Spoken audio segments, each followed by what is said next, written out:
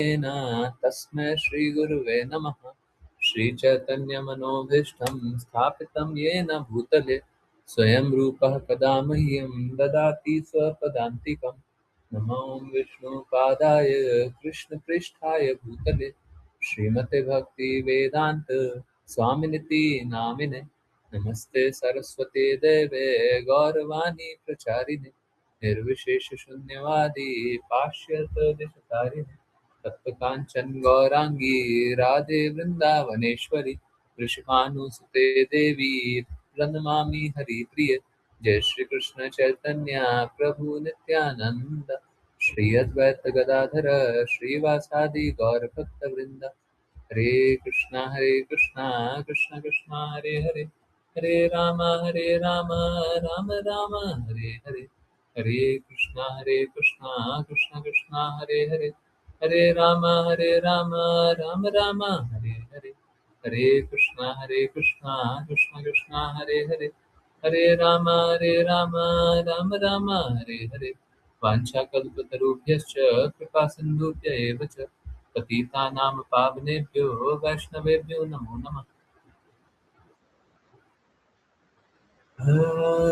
हरे Krishna Krishna Krishna Krishna Hare Hare Hare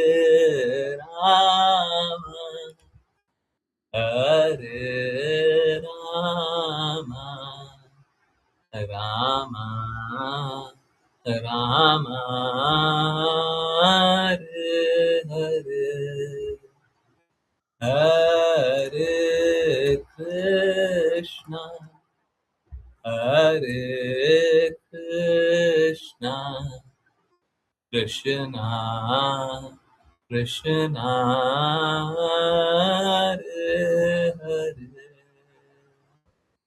Hare Ram, Hare Ram, Rama Rama Hare Hare Krishna Hare Krishna Krishna Krishna Hare Hare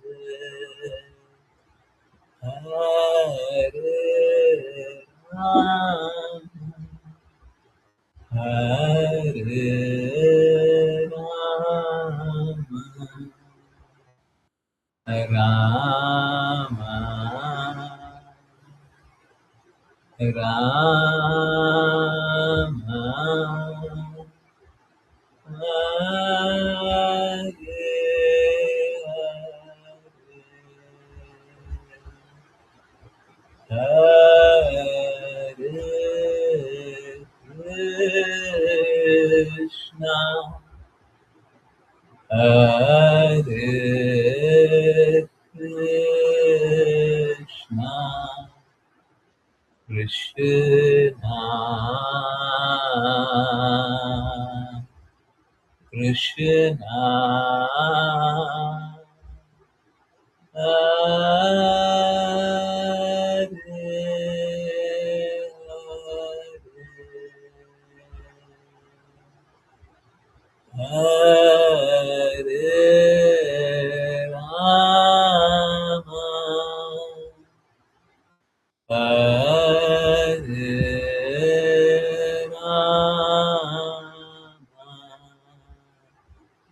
Hare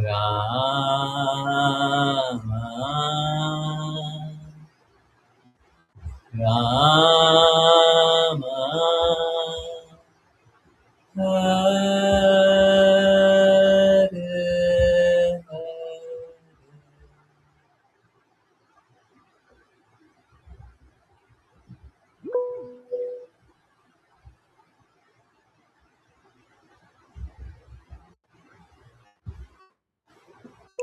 हरे Krishna everyone, बहुत बहुत धन्यवाद सभी का join करने के लिए। चलिए अब स्टार्ट करते हैं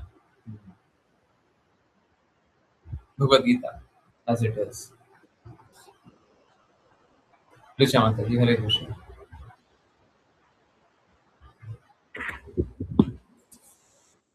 हरे कृष्ण गुरु जी।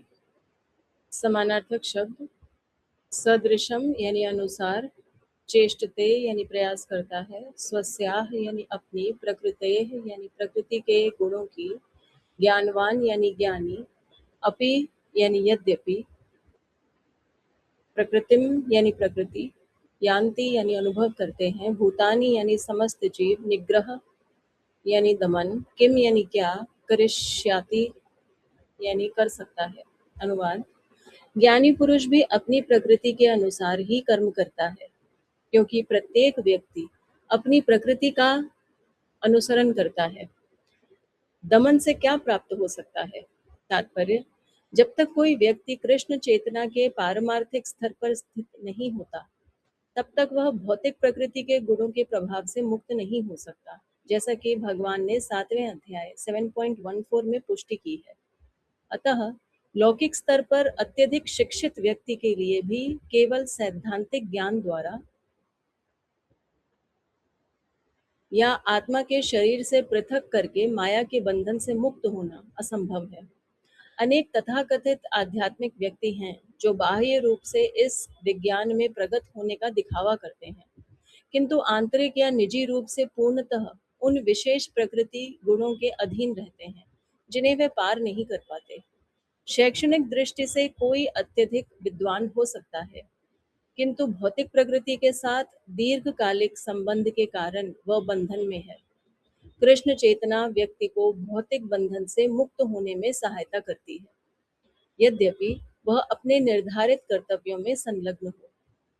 अतः पूर्ण रूप से कृष्ण चेतना में स्थित हुए बिना किसी को भी अचानक अपने निर्धारित कर्तव्यों का परित्याग नहीं करना चाहिए और कृत्रिम रूप से तथाकथित योगी या अतीन्द्रियवादी नहीं बनना चाहिए।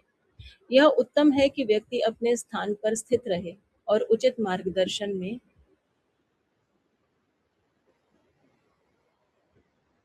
कृष्ण चेतना प्राप्त करने का प्रयास करे। इस प्रकार वह माया के चंगुल से मुक्त हो सकता है। हरे कृष्ण गुरु जी।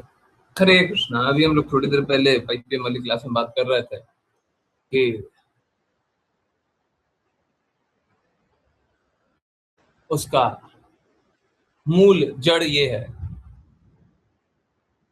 कि जब तक कोई गुरु की आज्ञा अनुसार, शुद्ध भक्त की आज्ञा अनुसार नहीं चल रहा है, वो शुद्ध भक्ति नहीं करेगा। ये तो पहला। दूसरा, हम किसी की सेवा कर ही नहीं सकते जब तक वो उन्नत चेतना में स्थित। कोई उन्नत चेतना में स्थित हो तो उसका तो सेवा किया जा सकता है। कोई उन्नत चेतना में स्थित हो तो उसका तो सेवा किया जा सकता है, बाकी किसी का सेवा नहीं किया जा सकता। तो ये सब जो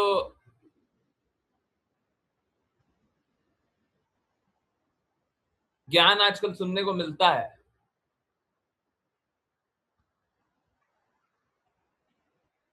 मैं साफ साफ बोल रहा हूं, शास्त्र के विपरीत बोलने वाले लोग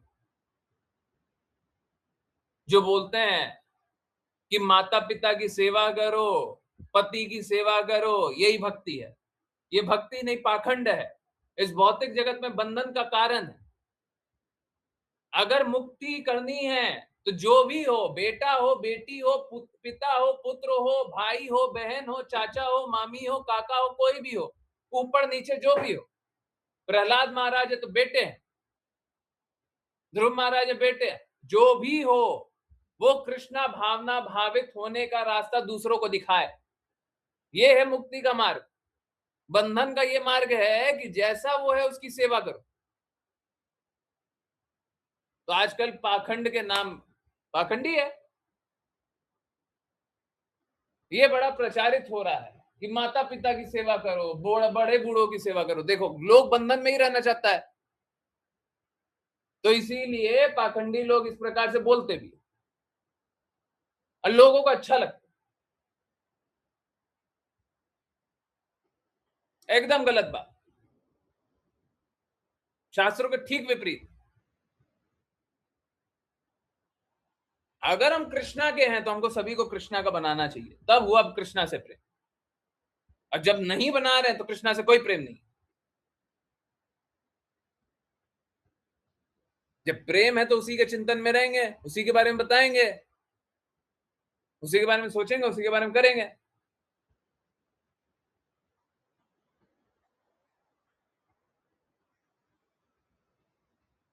हमको किसी चीज से उपचार मिल जाता है, कोई बीमारी है हमको उपचार मिल जाता है, तो हम 4 लोगों को बताते हैं ना कि ये वाला चीज ले लो, इससे उपचार हो जाएगा, इससे उपचार हो जाएगा। हम कह रहे हैं ये जन्म मृत्यु जरा व्याधि के चक्र से उपचार होने का मार्ग है कृष्णा भावना भावित होना। और अगर किसी को कृष्णा से प्रेम है, और अगर किसी को कृष्णा भावना भावित होकर के जीवन का लक्ष्य प्राप्त होता हुआ दिखाई देता है और वो नहीं बताता है, तो वो कैसा है? उसको प्रेम नहीं। जो कृष्णा से घृणा करता है वही कृष्णा के बारे में नहीं बताएगा। जो गुरु से घृणा करता है वही गुरु के सिद्धांत का पालन नहीं करेगा। नहीं तो सहर्ष सहर्ष लोगों को आना चाहिए कि देखिए गुरु महाराज इतना सफाई से, इतना हमको शुद्धता से, जबकि हम में इतनी मलिनता है, हमको इतनी शुद्धता से बता रहे।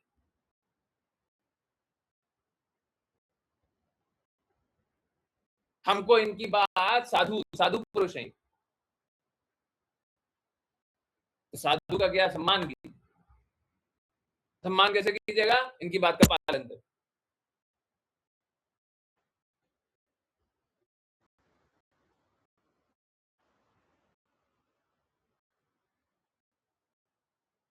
परंतु लोग कैसा है, लोग यहाँ पे बद्ध रहना चाहता है। अब देखिए शास्त्र के विपरीत बोलता है, आंखों के सामने देखिए। जब तक कोई, अब देखिए लोग को कैसा करता है, लोग 2 प्रकार का लोग होता है। आप लोगों ने बहुत सुना होगा, बूढ़े हो जाते हैं तो भक्ति होती है। भक्ति तो बूढ़े उम्र के लिए है ना। या फिर बताया जाता है कि भक्त हो तो इंद्रियों का दमन करो, इंद्रियों को रोको।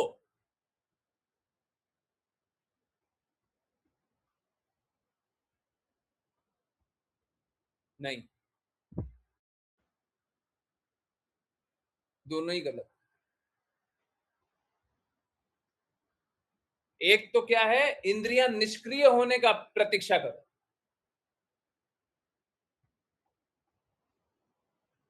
देखिए बूढ़ा हो जाता ना, व्यक्ति बूढ़ा हो जाता है तो बहुत बार उसको आंखों से दिखाई नहीं देता है ना, दृष्टि खराब हो जाती। परंतु कुछ ऑपरेशन करा दिया जाए, कुछ तरीका लगा दिया जाए तो आंख फिर से देखती। सही बात है हैं? ठीक इसी प्रकार से हमारी कोई भी इंद्रियां थोड़ी परेशान हो सकती है या कम काम कर सकती है, परंतु उसको किसी विधि से पुनर्जीवित कर दिया जाए तो वो इंद्रियां वापस से वही कार्य करती है। ठीक इसी प्रकार से इंद्रियों के निष्क्रिय होने का कोई अर्थ ही नहीं है। इंद्रियों के निष्क्रिय होने का अर्थ है कि जैसे सो गए, सो गया आदमी, सो जाता है रात को, सो जाता है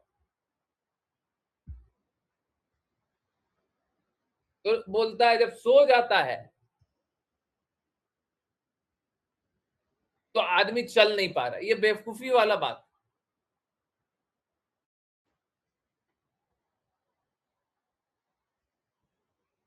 कोई अगर सपोज करें, कोई बहुत ज्यादा, जैसे होता ही है भौतिक जगत में, क्या होता है कि कोई पागलों जैसा व्यवहार करता है तो उसको क्या, नींद का इंजेक्शन दे देता है, करते हैं ना है? पर नींद का इंजेक्शन देने से वो निष्क्रिय नहीं हो जाता है, कुछ पलों तक निष्क्रिय जैसा व्यवहार करता है। तो ठीक वैसे जब सो जाते हैं तो निष्क्रिय जैसा व्यवहार कर रहे हैं, परंतु वो पैरों में क्षमता बनी हुई है चलने और दौड़ने की, वो इंद्रियों में क्षमता बनी हुई है।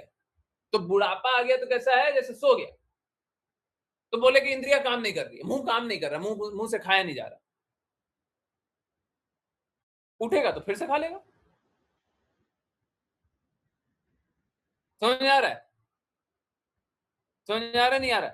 तो दमन करने का यह तरीका ठीक नहीं है कि इंद्रियां निष्क्रिय कर दो, कि बूढ़ा हो जाएगा। सबसे सबसे ज्यादा, सबसे अधिक हम लोगों को दो इंद्रियां बहुत दर्द देती हैं, एक तो जीभ, एक योनिया।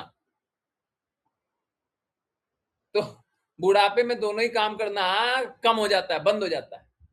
तो इसका अर्थ ये नहीं है कि इंद्रियां हमारी कार्य करना बंद कर दी है। इंद्रियां ऐसी हो गई है, निष्क्रिय सी हो गई है, निष्क्रिय नहीं है।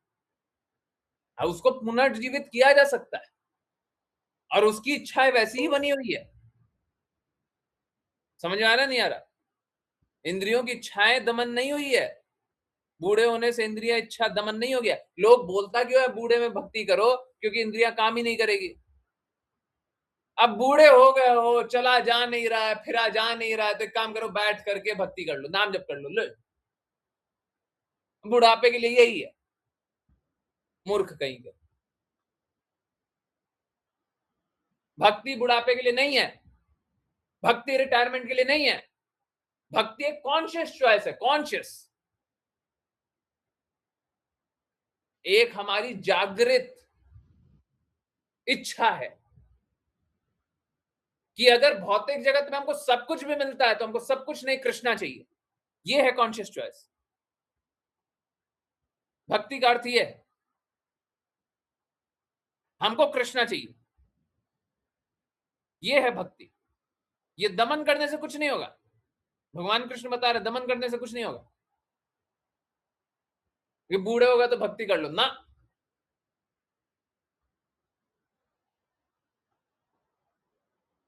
भगवान कृष्ण कभी नहीं बोलते बूढ़े के लिए भक्ति। भगवान कृष्ण क्या बोलना, सदैव मेरा चिंतन करो, सदैव मुझे नमस्कार करो, सदैव मेरी भक्ति करो। भगवान कृष्ण कभी नहीं बोल रहे ब्रह्मचारी के लिए भक्ति नहीं है, गृहस्थ के लिए भक्ति नहीं है, वानप्रस्थ के लिए भक्ति नहीं है, सन्यासी के लिए भक्ति नहीं है, कभी नहीं बोल रहे।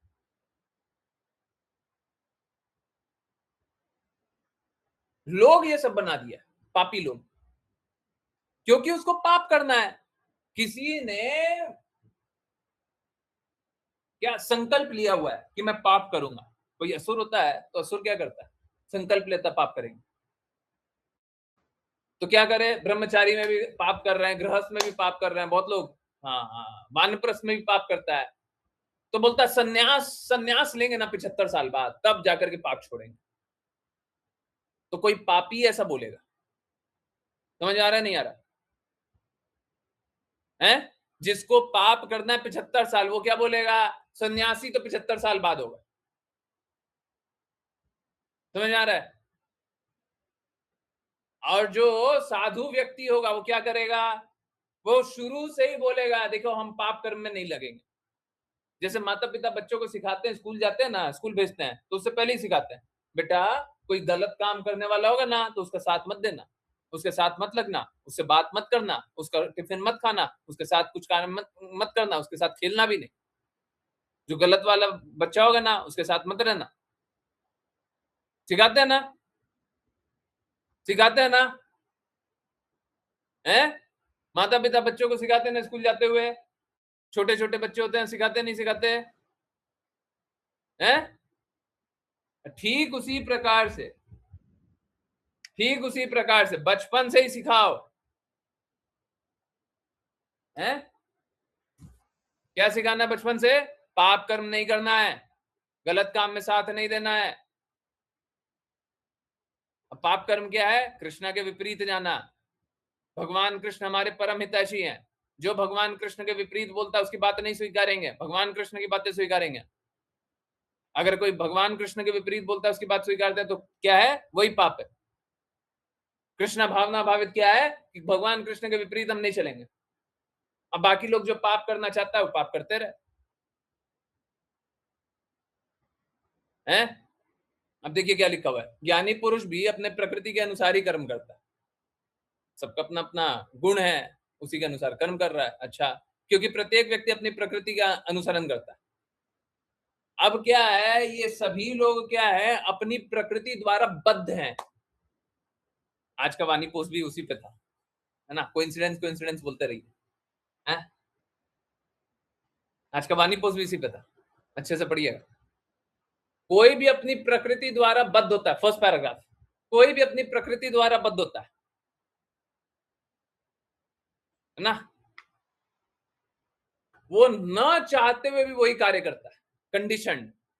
फर्स्ट पैराग्राफ में कौन सा श्लोक था, 16.5 कुछ ऐसा था, 14.5 है ना, 14.6।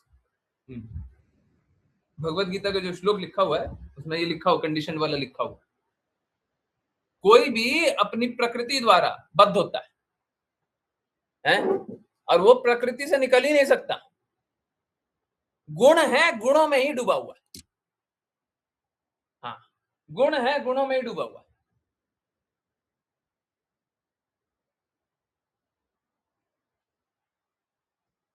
हमको क्या बनना है, गुणातीत, गुणों से परे। अगर गुण में बंधे हुए हैं तो इस भौतिक जगत में बंधे हुए हैं माया के 3 गुण, सतोगुण, रजोगुण, तमोगुण द्वारा कठपुतली जैसे नचाए जा रहे हैं। आपको लगेगा आप काम कर रहे हो, पर आप काम नहीं कर रहे हो, आपकी प्रकृति काम कर रही है। पढ़िए श्लोक, क्योंकि प्रत्येक व्यक्ति अपनी प्रकृति का अनुसरण करता है। प्रकृति जो बन गई है उसके पीछे पीछे आप जा रहे हो, जो गुण जो बन गया उसके पीछे पीछे जा रहे हो। तो कठपुतली की तरह नाच कौन रहा है, प्रकृति। हम एक डिसीजन ले सकते हैं, चॉइस ले सकते हैं, ये बहुत महत्वपूर्ण बात है। हम एक डिसीजन, एक कॉन्शियस चॉइस ले सकते हैं कि हमको तो ये करना है, परंतु एक बार चॉइस लेने के बाद अब आप बद्ध हो चुके हो, अब आप कोई डिसीजन ले ही नहीं सकते। प्रकृति आगे आगे, आप पीछे पीछे, नौकर। प्रकृति नचा रही है, आप नाच रहे हो, बद्ध जीव। समझ आ रहा है?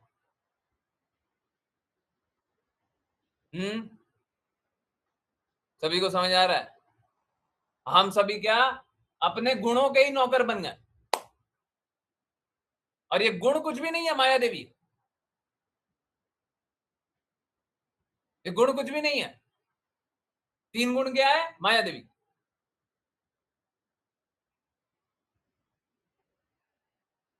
तो जो अपनी प्रकृति द्वारा बद्ध रहना चाहते, आप लोगों को कुछ अच्छा लगता है, कल परसों भी बता रहा था, है गुणातीत होना।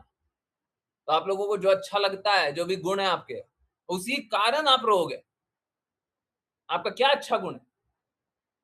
कृष्णा को छोड़ करके अगर कोई भी अच्छा गुण है, उस कारण रहोगे। आपका कोई बुरा गुण है, कृष्णा को छोड़ करके, गुरु को छोड़ करके, गुरु की बातें, कृष्णा की बातों को छोड़ करके कोई अच्छा गुण है, बुरा गुण है, उसी कारण रहोगे। जो भी है, अच्छा बुरा जो भी है, क्योंकि आपको तो कंडीशन किया गया, आपको तो नचाया गया और आप नाच रहे हो।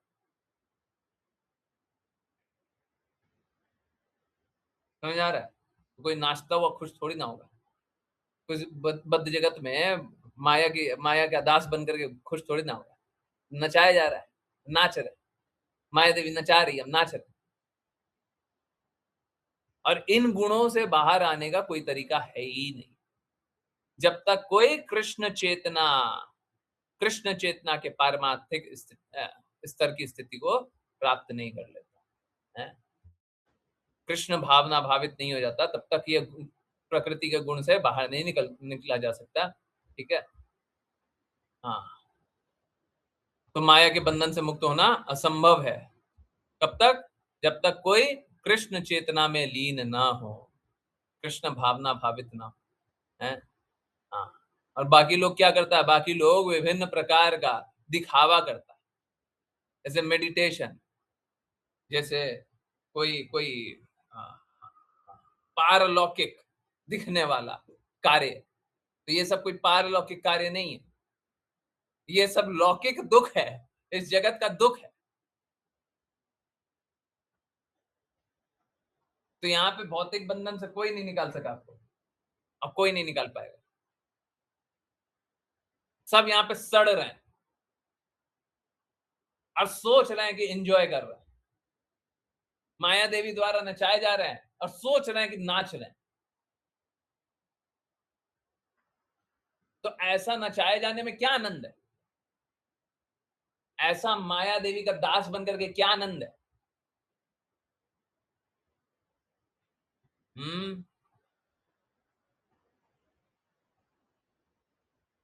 देखिए, जब तक कोई कृष्ण भावना भावित नहीं होता है, निर्धारित कर्तव्य का परित्याग नहीं कर सकता है। कोई क्या सोचता है, आप लोग देखे होंगे बहुत लोगों को, क्या अब हम भक्त बन गए हैं, और भक्त बन गए तो हमने ये छोड़ दिया, हमने वो छोड़ दिया, हमने ऐसे छोड़ दिया, हमने वैसे छोड़ दिया, है ना। देखिए, सिद्धांत बड़ा सिंपल सा रखिए, गुरु ने बोला है तो करेंगे, और गुरु ने नहीं बोला है तो नहीं करेंगे। बड़ा सरल सा सिद्धांत। कोई इन सिद्धांतों से ऊपर उठना चाहे तो ये संभव नहीं है। हाँ? तो ये संभव नहीं। देखिए, आज मेरे पास एक बहुत अच्छा एग्जांपल है, मैं 9 पीएम वाली क्लास में भी ये बात दिखाऊंगा, है ना। देखिए, आई डोंट नो आप लोग कितना गौर करते हैं, कितना नहीं करते हैं। इंटरनल ग्रुप वाले लोग अनुभव कर पाएंगे कि क्या बदलाव हुआ था, है ना। हाँ, अंजना माता जी ने बताया था, है ना। अंजना माता जी से परमिशन भी नहीं लिया। परमिशन क्या लेना है? अपने बच्चों से कौन परमिशन लेता है? हट, नहीं लेते परमिशन, जाओ। तो कैसा है? तो कैसा है? अभी आप स्वयं से देखिए, ये देखिए, ये 2 दिन 3 दिन पहले का वीडियो है, और ये आज का वीडियो है। आपको कवर पेज में फोटो में ही बदलाव दिख गया होगा। अगर कोई अच्छी आंखों से देख ले तो उसको दिख जाएगा। हमारा तो काम ही यही है, हमारा तो काम ही यही है ना। हमारा तो काम ही यही है। और इनफैक्ट मालूम है क्या, माता जी का वो वाला, अगर आप चेहरा देखें तो वो चेहरा पहले हमेशा वही चेहरा था। अगर कवर पेज में देखें, ये देखिए, ये और ये में बहुत बड़ा अंतर है। दिख रहा है? सभी को समझ में आ रहा है? हैं? दिख रहा है? अनुभव हो रहा है? तो ये होता है प्रेम का असर। अब बाकी लोगों को समझ में नहीं आएगा प्रेम कहाँ पे क्या हुआ, है ना। तो कोई बात नहीं, मत मत तो अब समझिए, देखिए क्या है, ये होता है असर। अगर आज्ञा पालन करें, गुरु की बातें सुने, गुरु के कहे अनुसार चलें, तो ये बदलाव आ जाता है। ये बदलाव आ जाता है। अब देख लीजिए, ये तो लाइव है हमारे पास। अब बीच में अंजना माता जी का एडमिशन भी, है ना। एक वीडियो के बाद अंजना माता जी का मैसेज आया हुआ है, और उसके बाद दूसरा वीडियो आ गया। अब देख लीजिए, आंख आंख का बदलाव देखिए। तो देखिए क्या है, ये बात एकदम स्पष्ट है कि कोई भी गुरु की आज्ञा अनुसार चलेगा, तब जाकर के उसमें बदलाव आता है, और हमेशा ही आता है। ये इतना सटल, इतना इतना सूक्ष्म होगा, और इतना बारीकी से, इतना पिन पॉइंटेडली आएगा, कोई सोच भी नहीं सकता। परंतु जैसे ही आप गुरु के कहे अनुसार चलते हैं तो ये होता है, होता ही होता है, होता ही होता है, कोई अपवाद नहीं। अब जब गुरु के कहे अनुसार नहीं चलोगे तो फिर क्या फायदा होगा? कृष्णा तो दुर्योधन के सामने भी खड़े हुए थे, कौन सा दुर्योधन स्वीकार कर लिया है? तो दुर्योधन नहीं स्वीकार किया तो वो क्या, वो अच्छा कार्य कर रहा था, वो तो असुर था। तो साधु जन जो होते हैं, जो सरल हृदय होते हैं, वो क्या कैसे होते हैं, वो स्वीकार कर लेते हैं, हाँ जी सही बात। और जो असुर नहीं होते हैं, जो असुर होंगे वो नहीं स्वीकारेंगे। तो जो असुर होगा उसमें बदलाव नहीं अनुभव होगा, और जो दैवी होगा उसमें बदलाव अनुभव होगा ही होगा। जो असुर होगा वो बदलाव को स्वीकार नहीं करेगा। जो दैवी होगा वो तो स्वीकार को बदलाव करेगा ही करेगा। अब बाय द वे वो तो मैं कवर पेज दिखाया, आप वीडियो भी देखिएगा तो आपको वीडियो में भी एकदम साफ-साफ दिखाई देगा। जिन लोगों ने आज का वीडियो गौर से देखा होगा, सभी को दिखा होगा, है ना? तो मैं बहुत, बहुत, बहुत खुश था आज का वीडियो देख कर के, है ना? मैं तो यही चाहता हूँ सब कोई प्रेम अनुभव करे, सब कोई अच्छे से भक्ति करे, भगवत धाम जाए अच्छे से, है ना? हाँ, तो परंतु क्या है, आप माया के बंधन से मुक्त नहीं हो सकते जब तक आप कृष्णा भावना भावित नहीं होते, इस भौतिक जगत के बंधन से मुक्त नहीं हो सकते जब तक आप कृष्णा भावना भावित नहीं होते, जब तक आप गुरु के कहे अनुसार नहीं चलते, तब तक कोई बंधन से मुक्ति नहीं, कोई मुक्ति नहीं, आप कभी नहीं निकल सकते।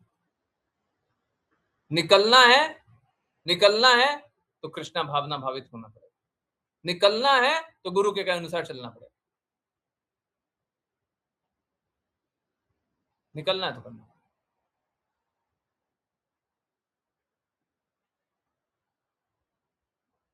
ठीक है, कल भी वैसे यही टाइम था, पर कोई बात नहीं, अभी थोड़ा शब्दार्थ और अनुवाद पढ़ लेते हैं। ओके, विपुल प्रभु जी, हरे कृष्ण। हरे कृष्ण गुरु जी। पर्यायवाची शब्द इंद्रियस्य अर्थात इंद्रियों का, इंद्रस्य अर्थे अर्थात विषयों के प्रति, राग अर्थात आसक्ति, द्वेषो अर्थात विरक्ति भी, व्यवस्थितो अर्थात स्थापित, तयो अर्थात उन दोनों का, न अर्थात नहीं, वशम अर्थात वश में, आगच्छेत अर्थात होना चाहिए, तो अर्थात वे, ही अर्थात निश्चय ही, अस्य अर्थात उसके, परिपंथिनो अर्थात बाधक है। अनुवाद: इंद्रिय विषयों के प्रति आकर्षण और विकर्षण का अनुभव देहधारी प्राणियों को होता है, किंतु इंद्रियों और इंद्रिय विषयों के वशीभूत नहीं होना चाहिए, क्योंकि ये आत्म साक्षात्कार के मार्ग में बाधक है। हरे कृष्ण। हरे कृष्ण, हरे कृष्ण। देखिए, इंद्रिय विषय, एक्चुअली में इंद्रिय विषय, इसका दो अर्थ होता है। इंद्रिय विषय मतलब यौन इंद्रियों का आकर्षण भी होता है, इंद्रिय विषय मतलब जो इंद्रियों को खींचने वाले होते हैं, कोई भी, वो भी होता है। तो इंद्रिय विषय के प्रति आकर्षण और विकर्षण, विकर्षण मतलब I hate, I love, I hate, है। हाँ, हाँ, आकर्षण, विकर्षण, ओके, का अनुभव देहधारी प्राणियों द्वारा होता है। अब देखिए,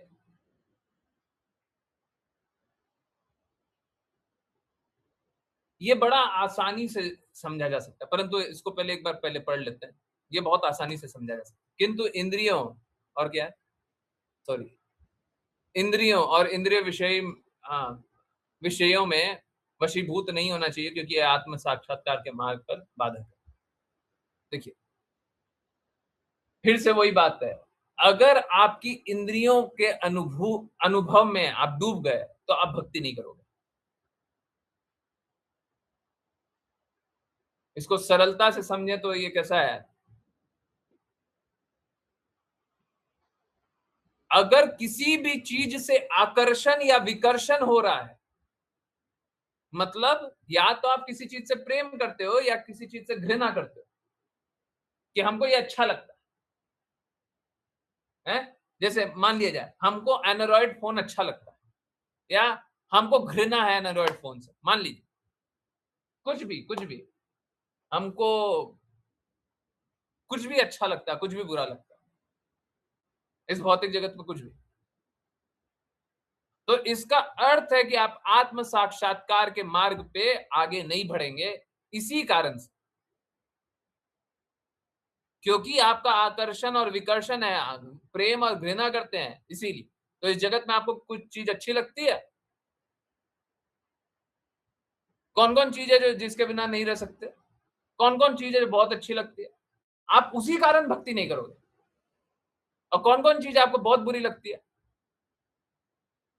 तो इसीलिए मैं कहता भी हूँ कि बहुत लोग है ना, बहुत लोग आकर के बोलते हैं, अरे देखिए, भक्ति करने में अगर हमको ये करना पड़ेगा ना तो हम भक्ति नहीं करेंगे।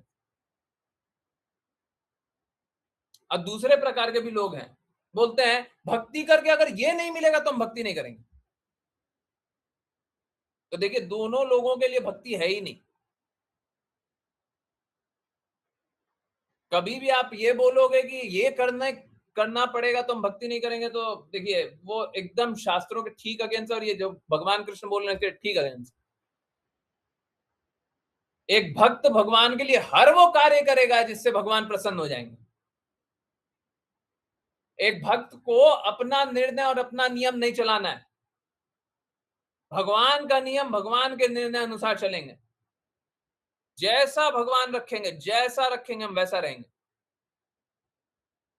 और जो चाहेंगे वो करेंगे, भगवान जो बोलेंगे वो करेंगे।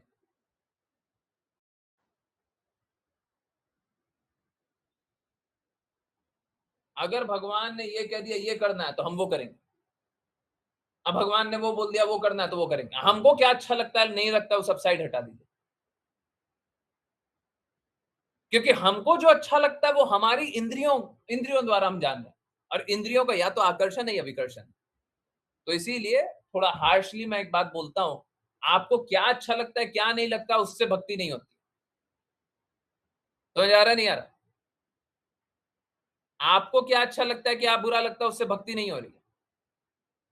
अगर आपको ये अच्छा और बुरा लगने में ही डूबे रहना तो भक्ति को छोड़ो। अगर भक्ति करनी है तो ये पूछो कृष्णा को क्या अच्छा लगता है,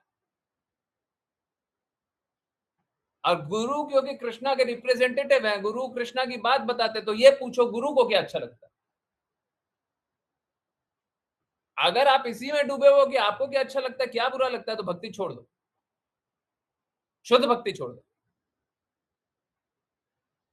शुद्ध भक्ति बस उन्हीं के लिए है जिनको ये लगे कृष्णा को क्या अच्छा लगता है। लोग क्या लगता है, लोगों को है ना अपने अनुभव बहुत इंपॉर्टेंट लगता है। हमको ऐसा फील हुआ, आई आई आई आई आई, मिथ्या अहंकार, मेरे को मेरे को मेरे को मेरे को मेरे को, मुझे, मैं, तो ये सब करना है ना तो भक्ति छोड़ दो। अगर भक्ति करना है तो क्या करना होगा, कृष्णा को क्या अच्छा लगता है। भक्ति करना है तो क्या करना होगा, गुरु को क्या अच्छा लगता है।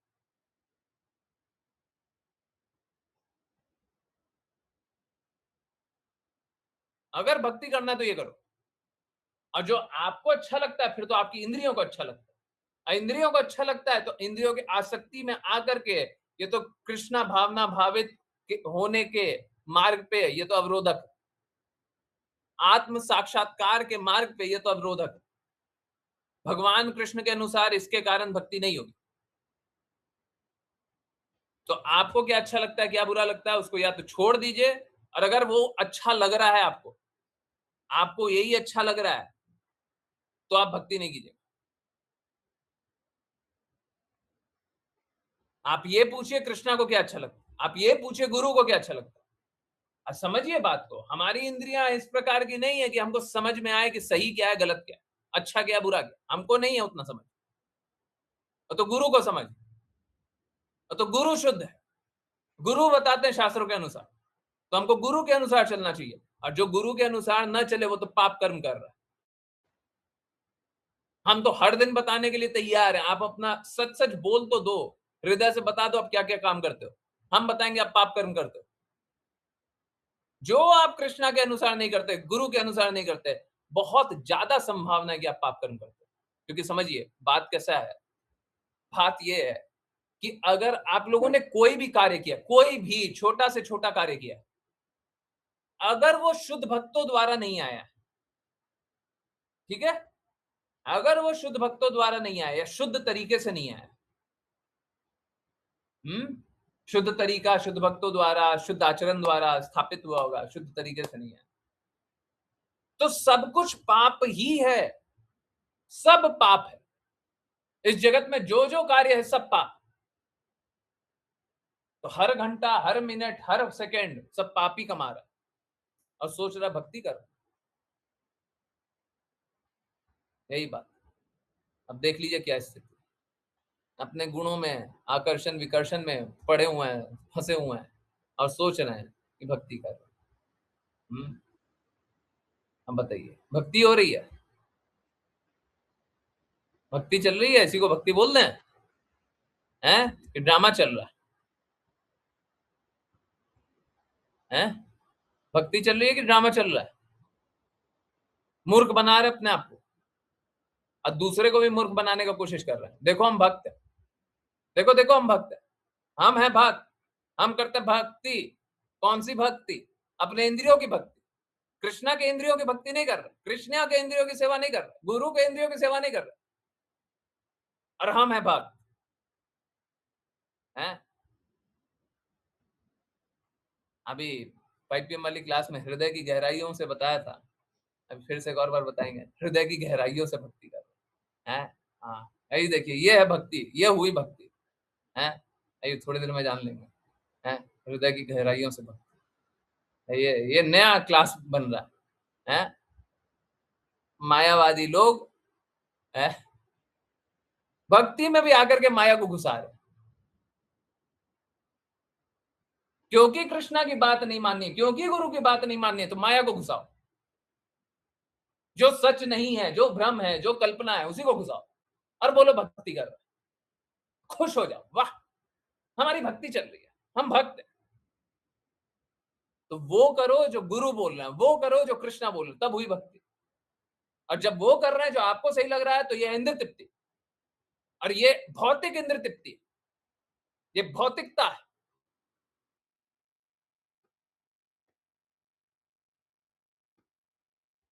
पाप कर्म।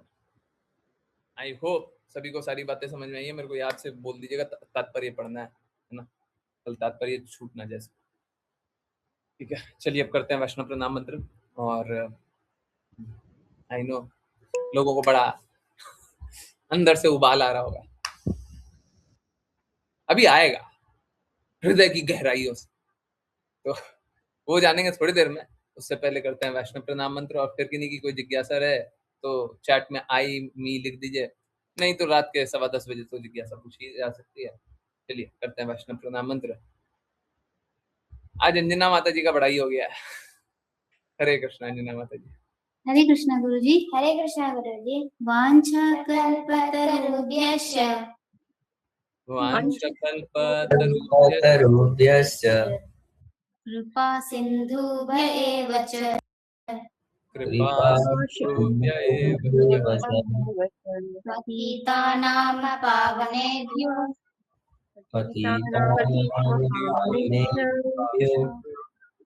वैष्णवेभ्यो नमो नमः। वैष्णवेभ्यो नमो नमः। अनंत कोटि वैष्णव वृंद की जय। डिवाइन ग्रेस ऐसी भक्ति वेदांत स्वामी श्रील प्रभुपाद की जय। श्रील भक्ति सिद्धांत सरस्वती ठाकुर गौर किशोरदास बाबा जी, भक्ति विनोद ठाकुर, जगन्नाथ दास बाबा जी, नामाचार्य श्री हरिदास ठाकुर की जय। जय। श्री रूप सनातन भट्ट रघुनाथ जी, गोपाल भट्टदास रघुनाथ की जय। जय। श्री कृष्ण चैतन्य प्रभु नित्यानंद श्री अद्वैत गदाधर श्री गौर भक्तवृंद की जय। रमणमयी वृंद देवी तुलसी महारानी को हरिद्वार का वृंदावन धाम की जय। भगवद गीता श्रीमद् भागवतम चैतन्य चैतामृत की जय। सभी भक्तों की जय। हरे कृष्णा हरे राम हरे राम राम कृष्ण कृष्ण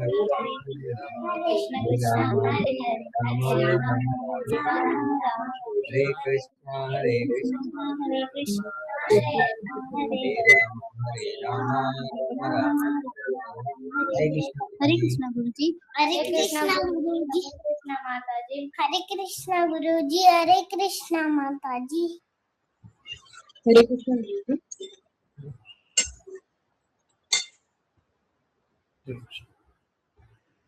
वृंदावन रम्य स्थान दिव्य चिन्ह